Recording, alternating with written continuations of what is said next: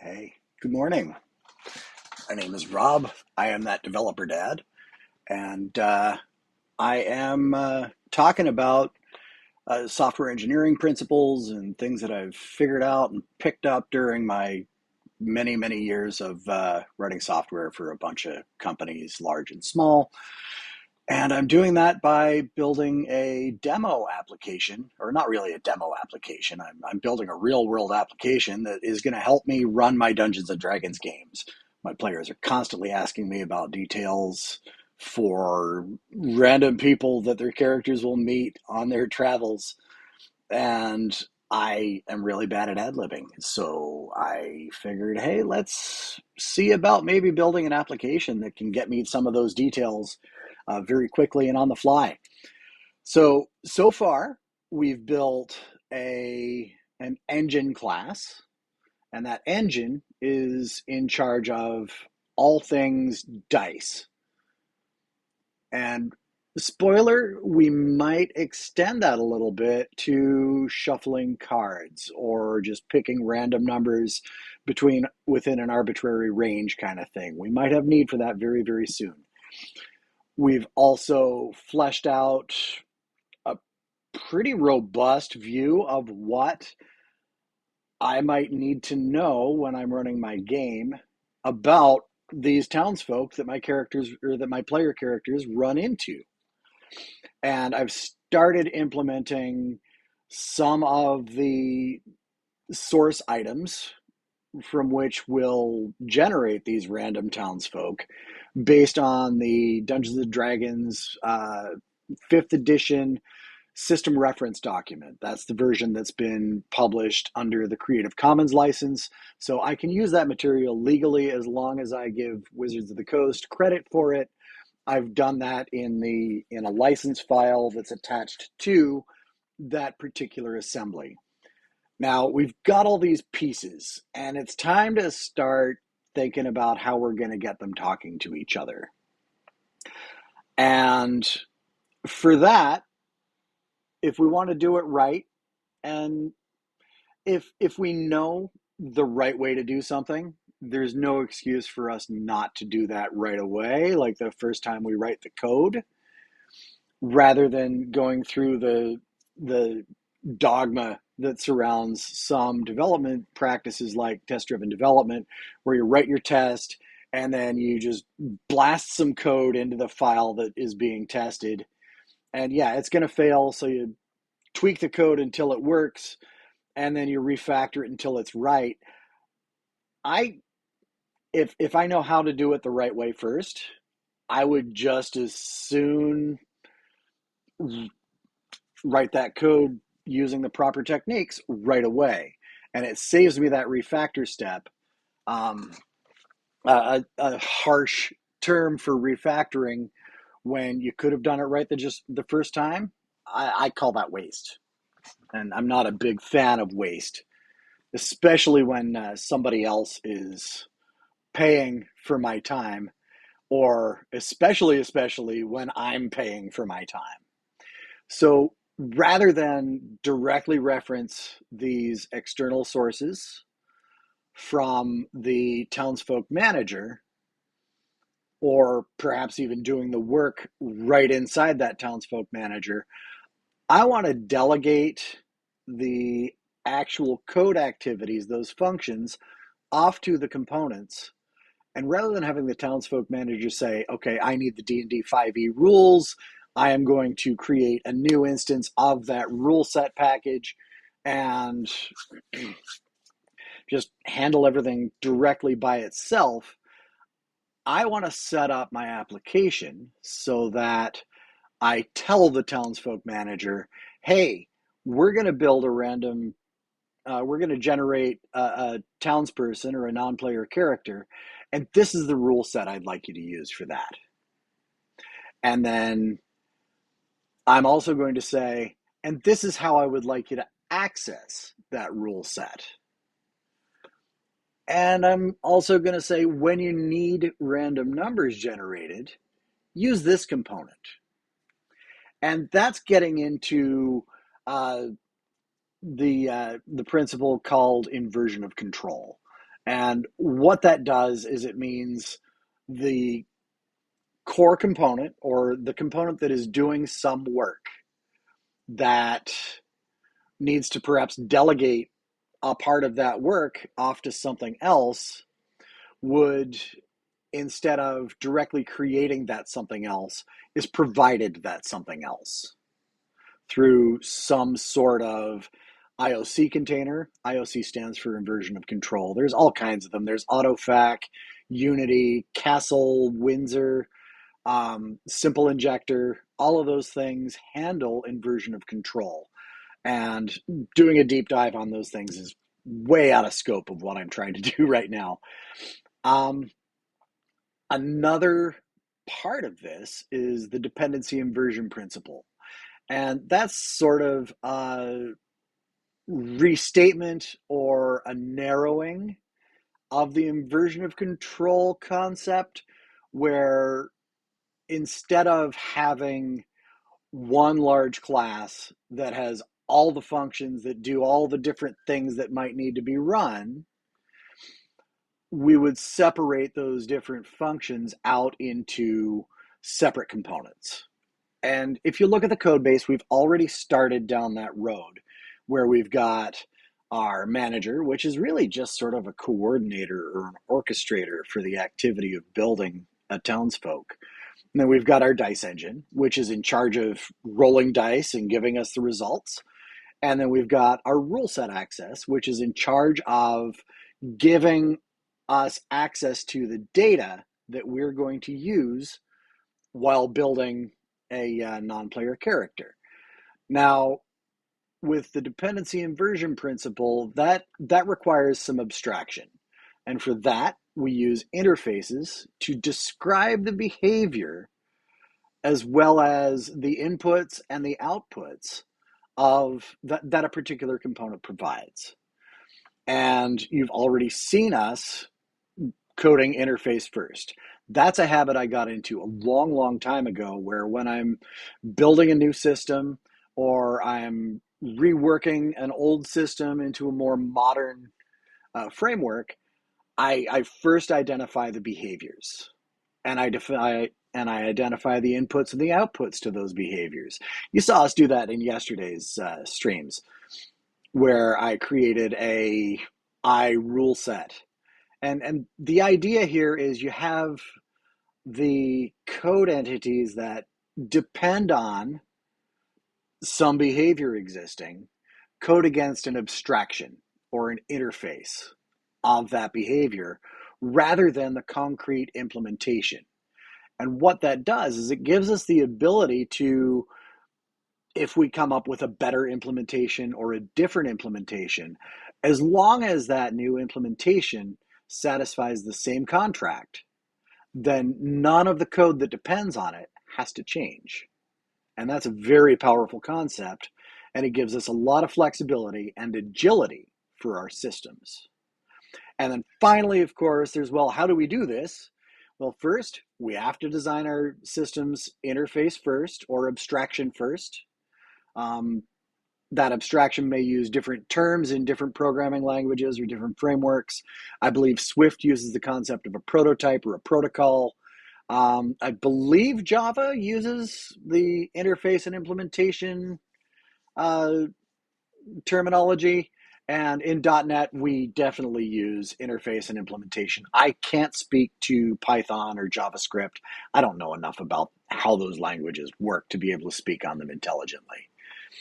Dependency injection allows us to set up sort of a central application host for a service or an app or what have you, where we define up front which implementations for a given abstraction we're going to use.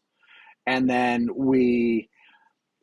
.NET has a dependency injection library that you can bring into any project that catalogs those abstractions to their concretes.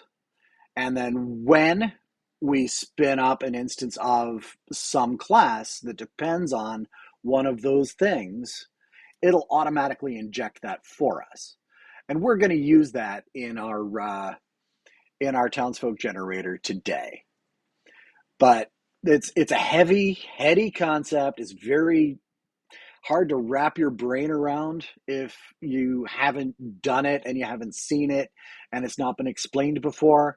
And actually today we're going to divert from building functionality for our townsfolk generator to getting our inversion of control, our dependency inversion, the dependency injection, all tucked into how this application is going to compose itself at runtime. So I can shrink the notes that I was just reading from. I'm going to switch to our screen share and let's dive in. We'll load Visual Studio Code. Here we go. And I've actually got a how-to on another tab, and I'm going to pull that over here just so that I can have something to reference while we work through this. Because setting up dependency injection, it's not something I do every day, so I don't have muscle memory for it. Let's review. We've got our client right here. And in our console client so far, we have seen Visual Studio still spinning up, and my AI assistant is having a little bit of a freak out. This is my console client. Good. We can delete, or not delete, but close all but this. Let's just close the other guys. We can send search away. So our console client, you can see here that we are sort of defining these things like so. And it doesn't much care for something. We should probably build. Let's build our project before we try to go much further. Excuse me.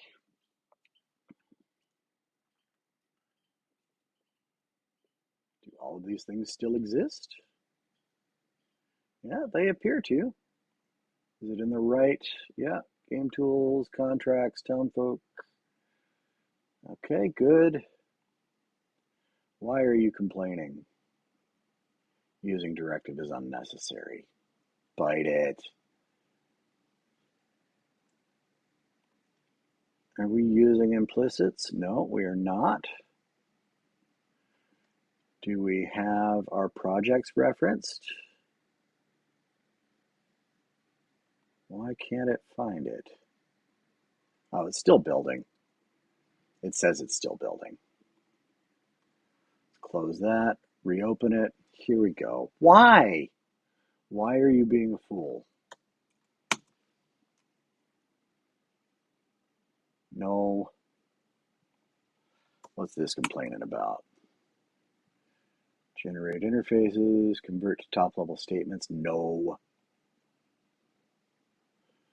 Namespace, class program, townsfolk manager. For some reason, these references are not behaving themselves.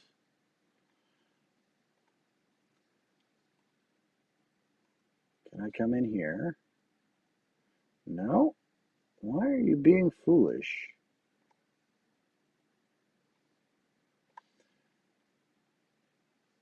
Let's just try re-adding the townsfolk manager.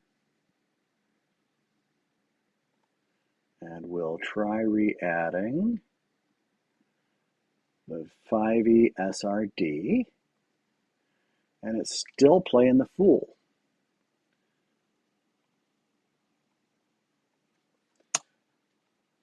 Visual Studio Code. I really miss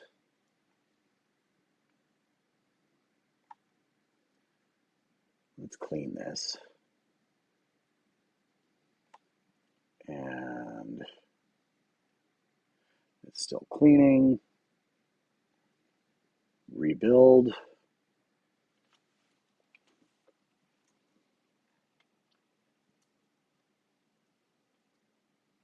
Sometimes this thing loses its darn mind.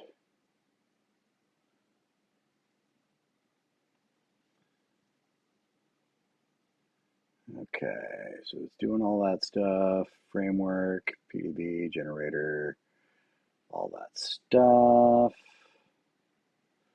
all the things. And townsfolk manager, it's built.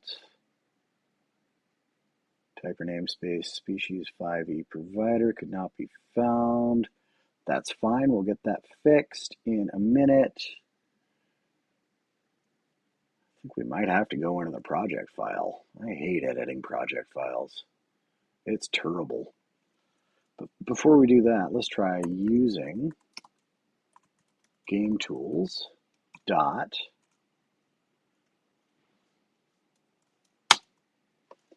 townsfolk manager. Is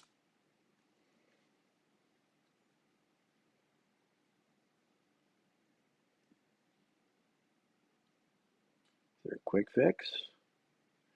Nope.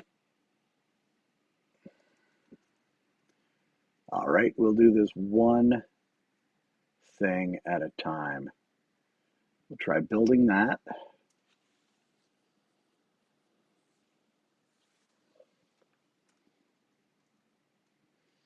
Okay, the townsfolk manager builds.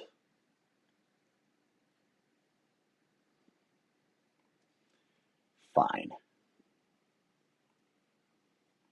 Fine. Delete. Save that. Now we've definitely got a problem here, but that's okay. We're going to try and fix it. Add project reference. Townsfolk manager. There's the project. Good.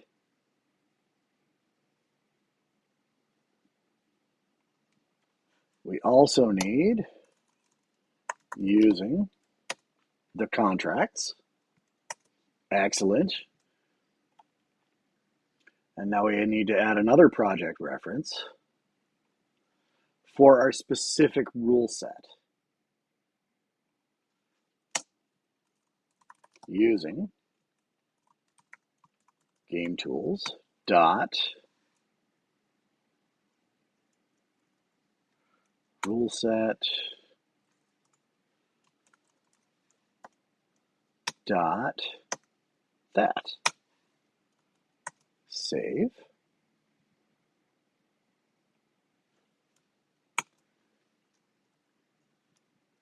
No. Species 5e system.void is not defined or imported. Did I goof something up? Did I make a mistake somewhere? Public override void. Okay. Rule sets. Did I goof something in the definitions?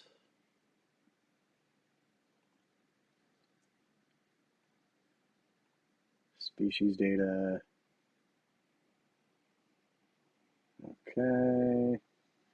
Species template. I don't have any problems there. Good.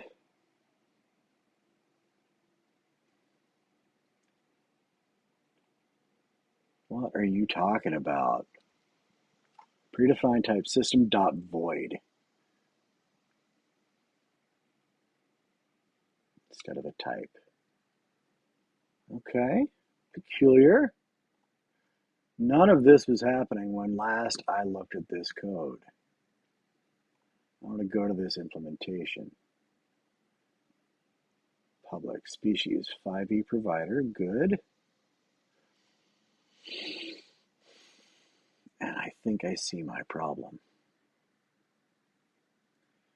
Oh, rename. I'm about to blow stuff up. Just for a minute. Rule set.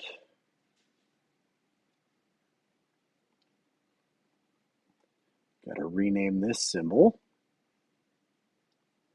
No, not that symbol. This symbol. RuleSet. There we go. Save that.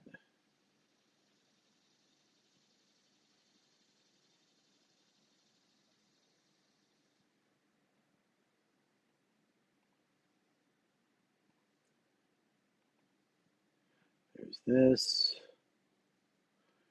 Here's this. Okay, let's rebuild that. And this is a demonstration of why you'll frequently see me be such a stickler when it comes to spelling and case and all that stuff.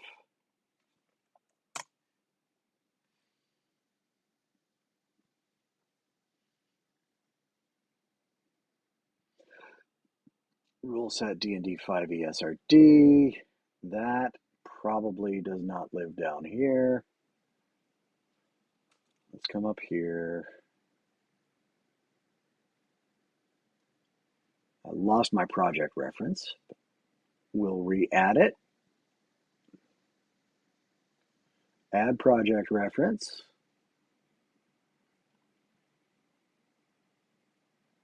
Here it is.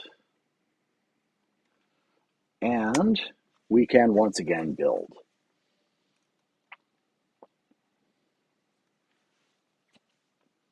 All right. We are back to where we were yesterday afternoon when we left off. Thank you, Visual Studio Code, you weirdo.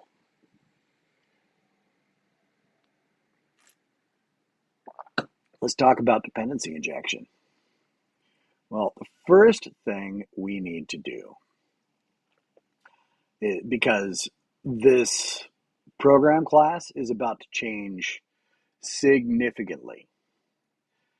So I'm going to need to factor these methods out of this particular class. They can't exist as part of the program. Part of the program class itself. So I'm going to add a class and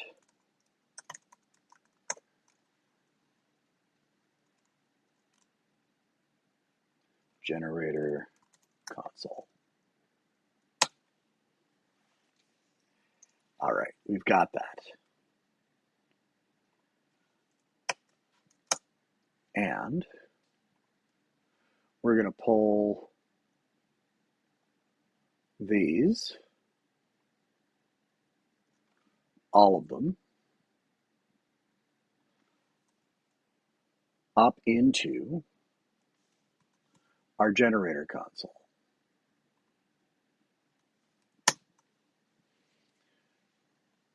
We're going to need to add references, or not references, but usings for those. There we go. Add a using for this. There we go. And we need to reference JSON or system.text.json. Excellent. Now, these are not callable from outside. They're static, but I still can't reference them because they're not public. And I don't want them to be static anymore. I'm going to turn these into instance methods. And I'm going to fix my indentation here.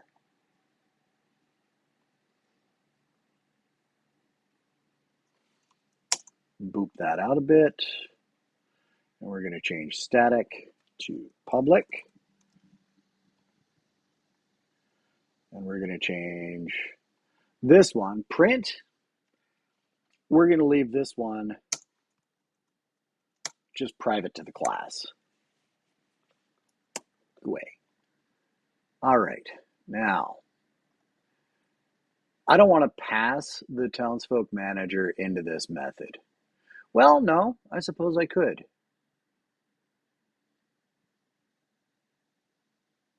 But I don't want to have to remember to do that.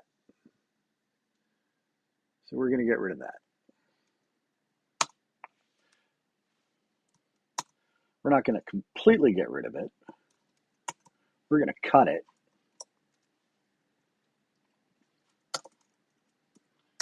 And we're going to make it private, read-only. And because it is a member level variable,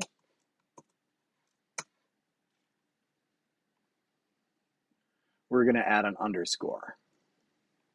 We're going to add an underscore down here so that it knows what we're looking for. Excuse me.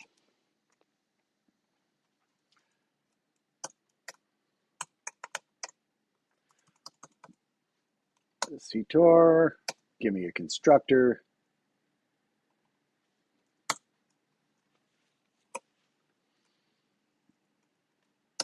Now,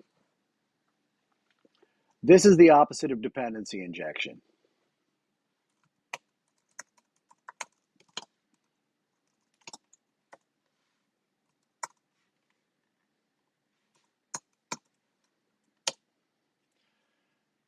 That does not count as dependency injection because our generator console class, we know it depends on an iTownsfolk manager and we want it to use this, but that doesn't really help us all that much with decoupling because this generator console will now only ever use this townsfolk manager.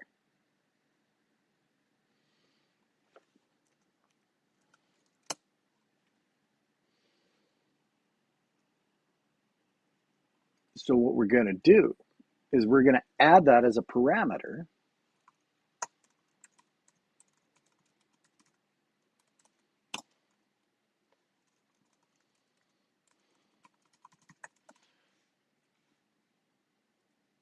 And we are going to assign the parameter that we push in when we construct our generator console. That's going to get assigned to this, excuse me, which now allows us to reference it down here.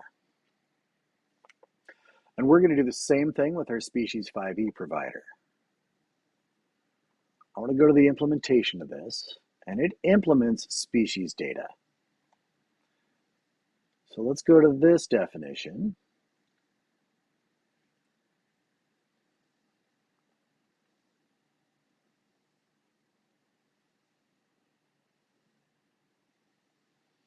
And we can use an abstract class for this. But I'm not in love with that concept. We're going to come back to that. We're going to do this for now, but we're going to improve on this throughout this morning and probably this afternoon. Species data. And yes, I do need to import that.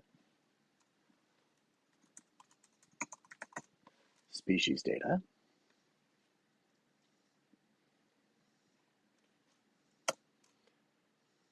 And so here we're injecting a very specific implementation. We're injecting a concrete. I don't want to use that. So we're going to make another private read-only species data. Species data. We're going to assign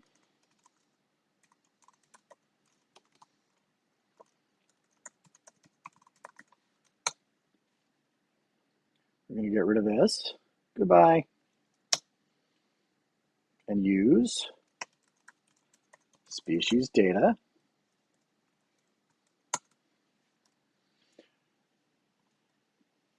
And now instead of all this crap, well, we're going to need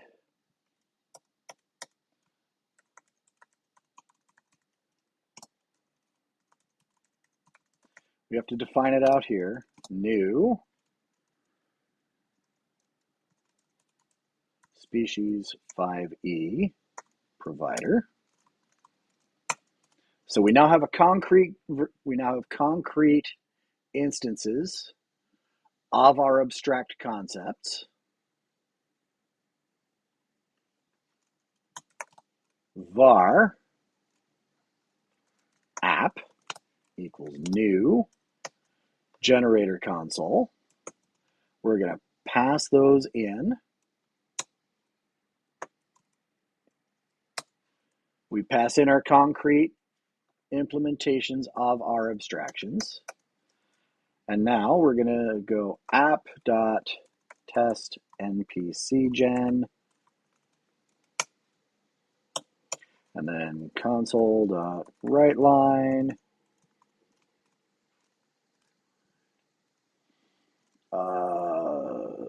Let's just add a separator. And we need a capital C console. And let's say app.testSpeciesList. Let's run this. We're going to debug. We're going to run our console client. And go. And it's building and doing the things.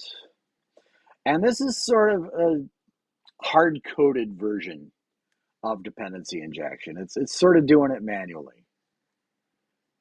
And it's better, especially once we know that it works. But let's make sure that it works.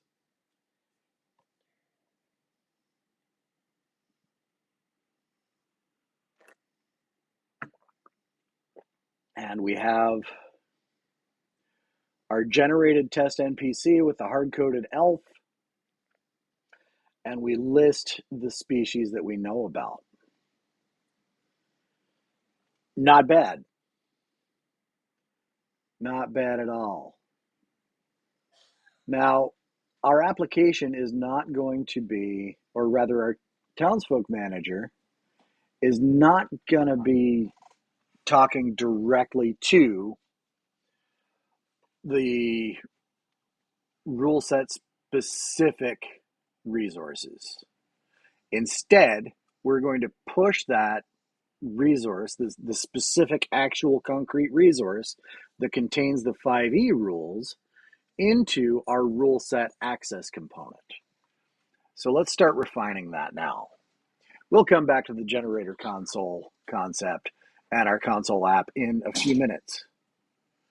But before I do that, we need to come up here, not the rule sets, but our resource access. In the RulesetAccess, so we've got a RuleSet provider, load character generator rules,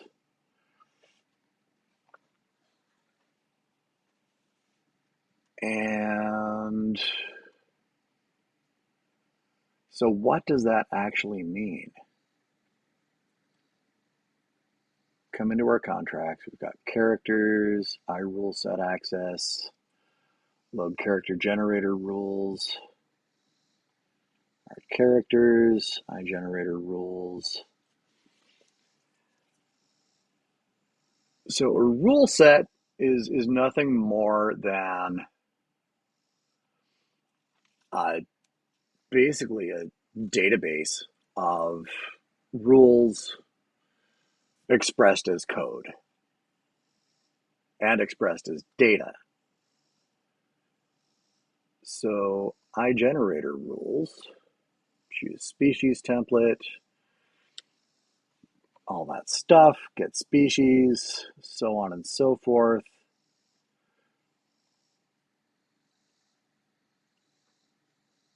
That means out here,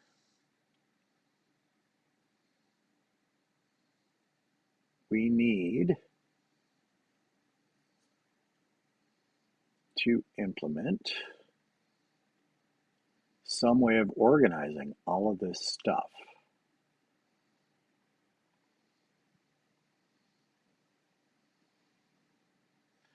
So definition in characters, we need a new class over in definitions. And it is going to be a class. RuleSet base. There it is. We're going to make this abstract.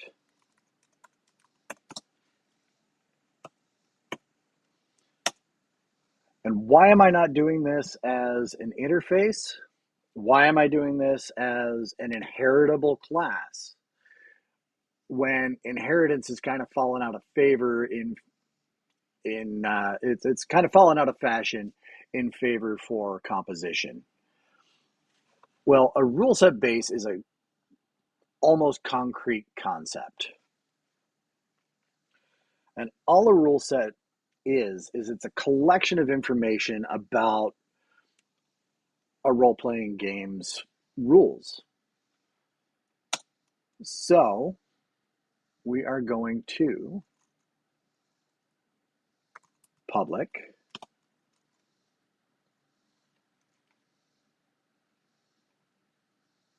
species data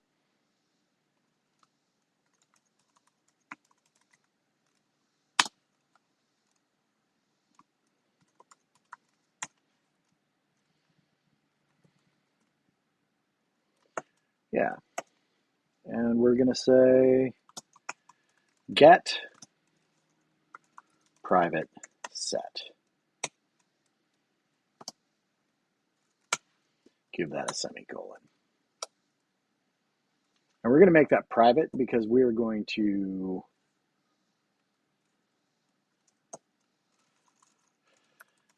in our constructor, public rule set base.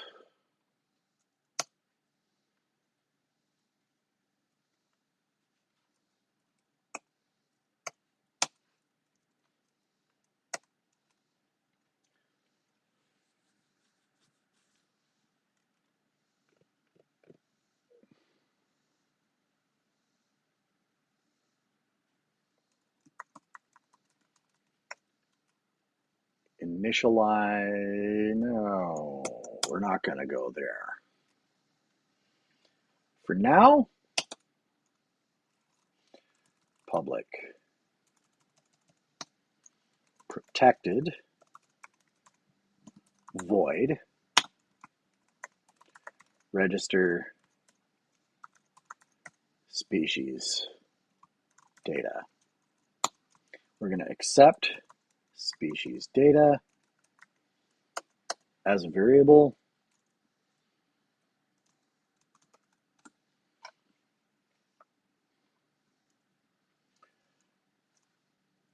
And we're going to set the value of our species property to that.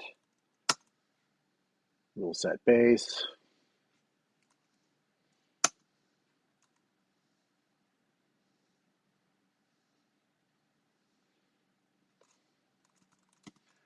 Nope, not public. Species data.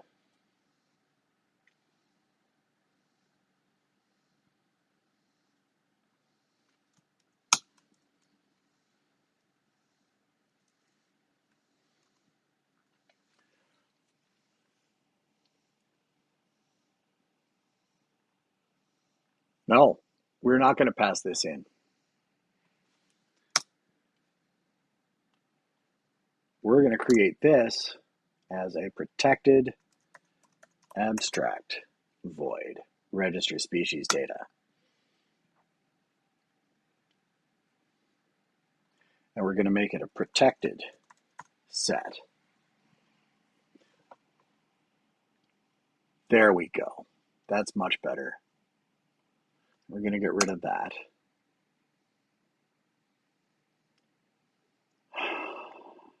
Now,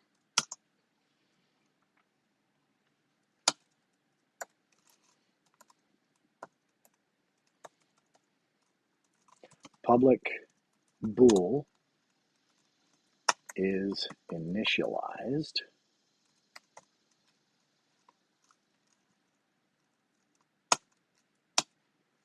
get var bool is ready equals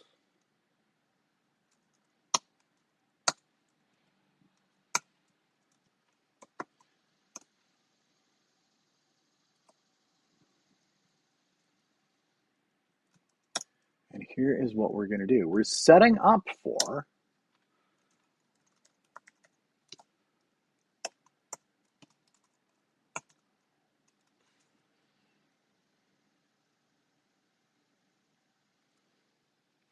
a compound condition.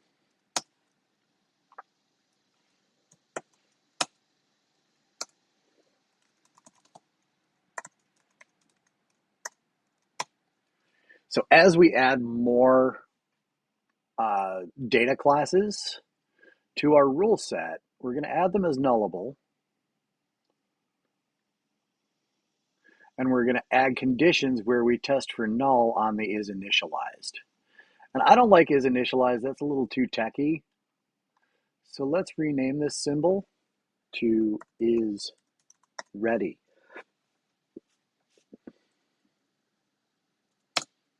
That's better. And rule set base hasn't really got any thing that we need to do in the calculator or in the constructor. So there's rule set base. Very good. Excuse me.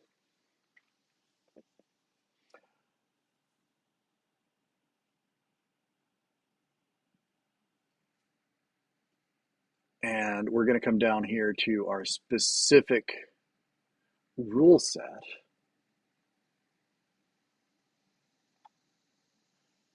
And we are going to add a class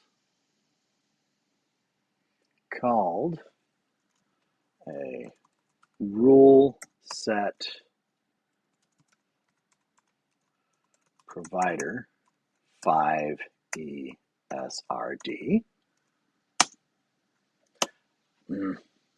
I didn't select class. Add new file. Give me a class. RuleSet provider. Now I'm just going to say RuleSet 5ESRD. Here it is. We're going to inherit from RuleSet base. I'm going to resolve our using.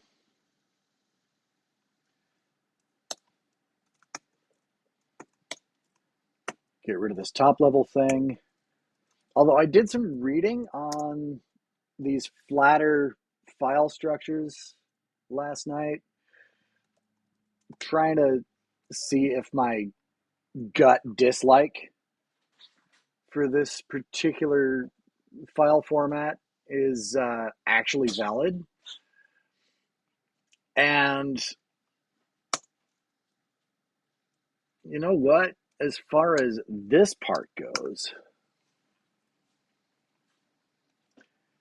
just having a file scoped namespacing, I think I'm okay with that. Let's implement our abstract class. So it requires register species data. So we can say species data equals new. This dot species equals new species 5E provider. There we go. So we've just wrapped all of our species information in a single place that represents our 5E rule set. And that's all that's in there for now. But we need RulesetAccess. So our RuleSet provider, well, load character generator rules. Okay, we're going to need to do that. And it's not going to return an object. So we need to first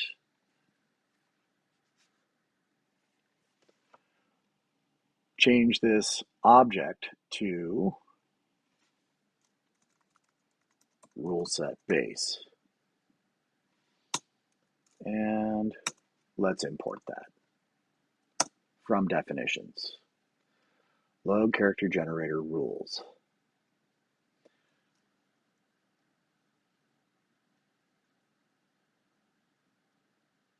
And we are going to we're going to provide a string.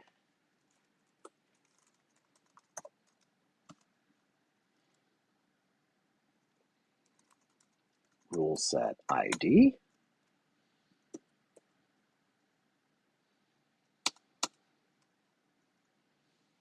Or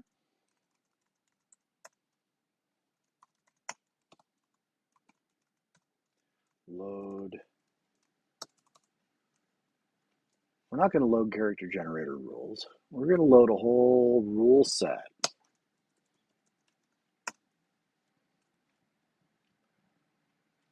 And I'm not going to say RuleSet ID, I'm going to say RuleSet name.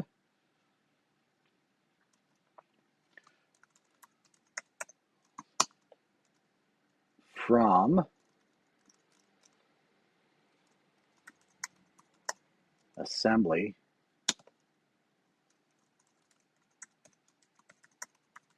RuleSet assembly.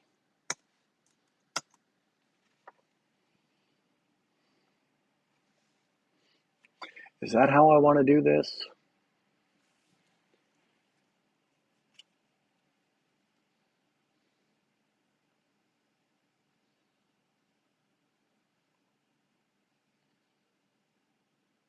Yeah, it kind of is.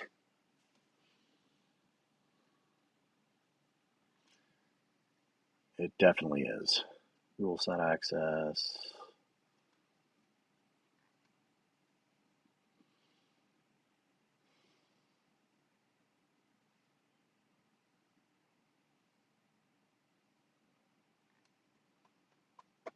I'm thinking. I'm wondering if I'm getting too far ahead of myself here. So I RulesetAccess, it loads the RuleSet base. It doesn't need to return the RuleSet base.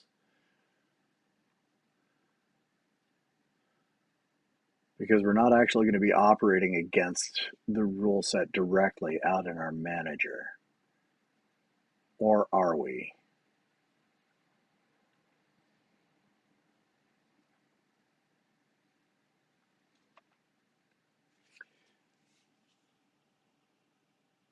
I think I'm overthinking. It happens. Load RuleSet by RuleSet name. All right. That really only works if I've got a list of registered RuleSets. Or I can load it by assembly.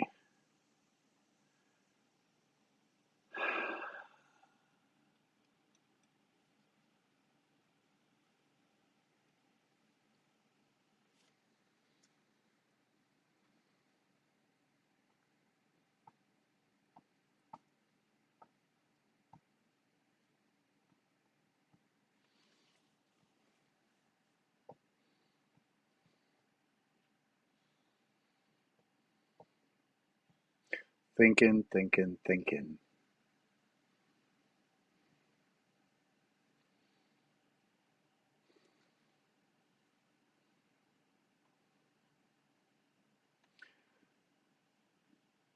We cannot allow our resource access components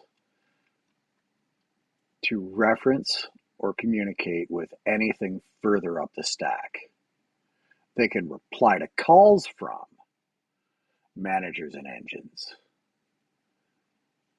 but they may not call into or reference or depend on managers or engines. So when we're accessing a rule set, we want to get some chapter or list of choices or what have you.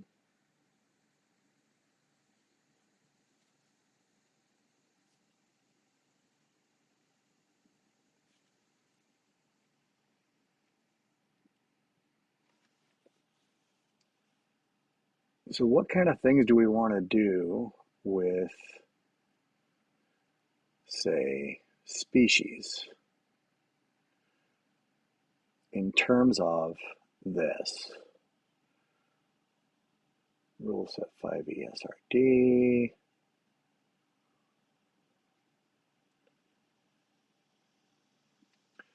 So species data. When we're thinking about species, we want to be able to list them.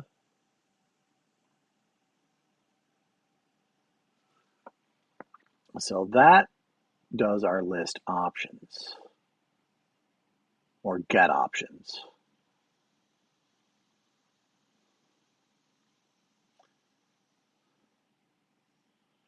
Register is protected.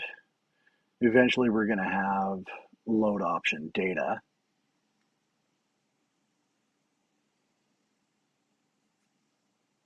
Or load option details.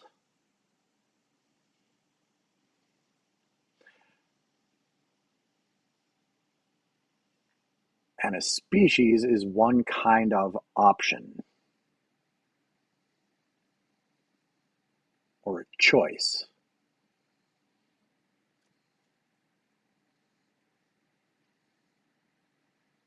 And that says to me, we have an interface.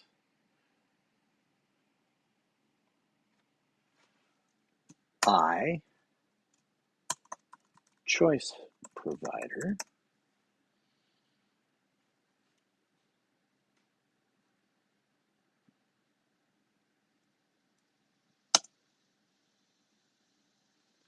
let's create it. And our choice provider is gonna accept different types because a species will have a different definition from a background, will have a different definition from a profession. So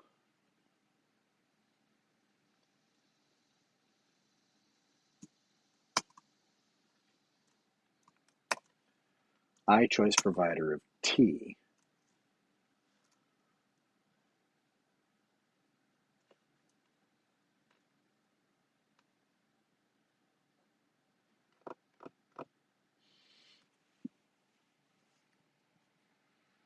And these choices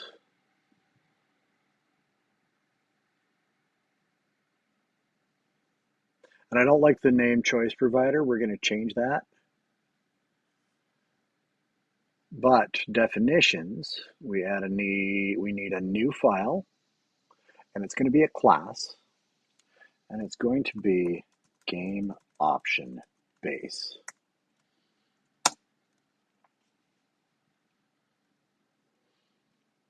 And it's going to be abstract.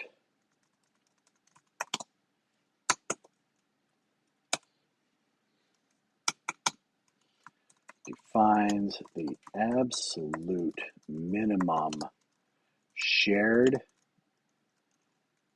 features of any option for a particular game rule set for any rule in a TTRPG systems rule set. And this is largely just going to be a marker class, but game option base is going to have a name. it's going to have a private set.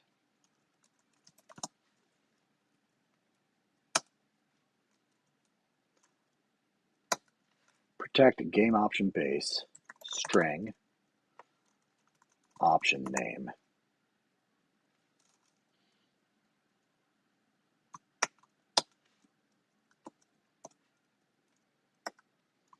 Name equals option name.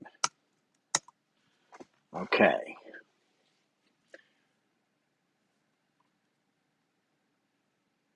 We're going to rename iChoiceProvider to iGameOptionSet.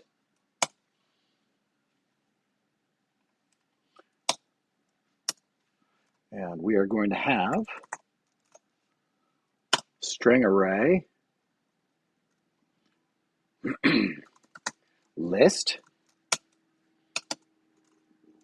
t load string option name.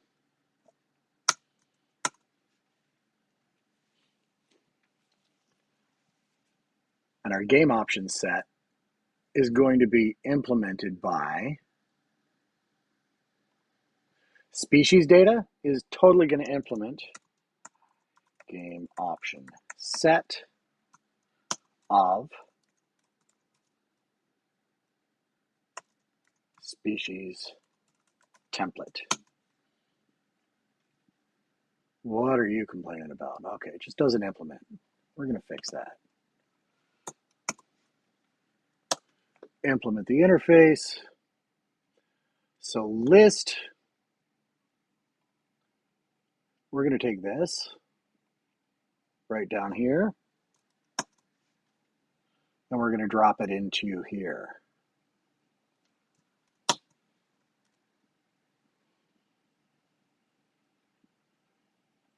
And we'll get rid of this. Goodbye.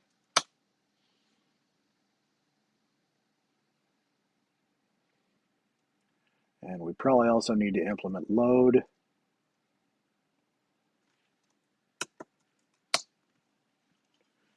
And we got to come back out to our iChoiceProvider.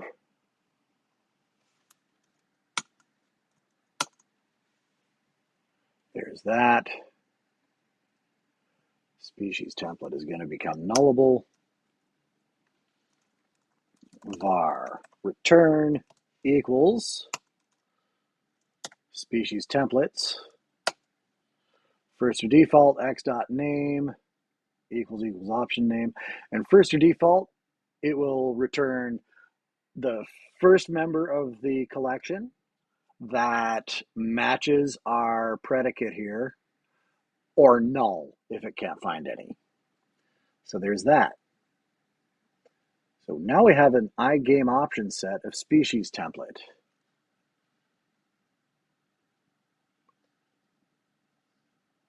And it's got a way to register our species.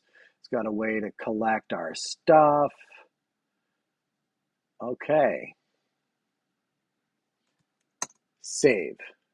So we've got an iChoiceProvider out here. Great. Species 5e provider. It automatically inherits all of those things. And I believe it implicitly implements that interface. We'll find out when we try to use it. 5e RuleSet SRD, species provider, this dot species, so register, yeah. RuleSet base, okay. Species data, okay. Excuse me. And this is going to become, instead of species data,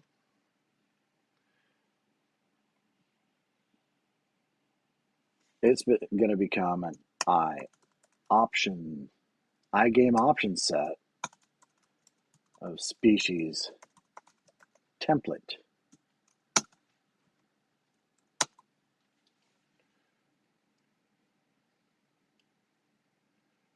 Register species data.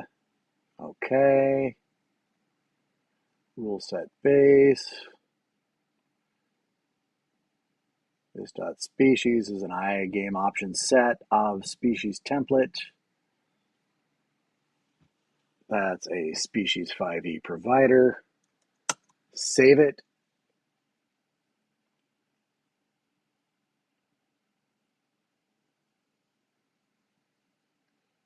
And our RulesetAccess, we still have to figure out how to instantiate it. And I think rather than me struggling with thrashing around trying to churn through getting this working, I'm going to get it sorted between now and 1 o'clock this afternoon's stream. And I'll just explain what I did and why when we get there. Because I'm doing heavy experimentation here. I have no idea if any of what I did this past hour is actually going to work. So I want to get it working just in the interest of your time. And then once I do, I'll spend a few minutes at the start of this afternoon's stream explaining what I did, how I got it to work, and why I did what I'm going to do, whatever that may be. So until then, take care, go eat some lunch, drink some water, maybe drink some more coffee if you need to, and I will see you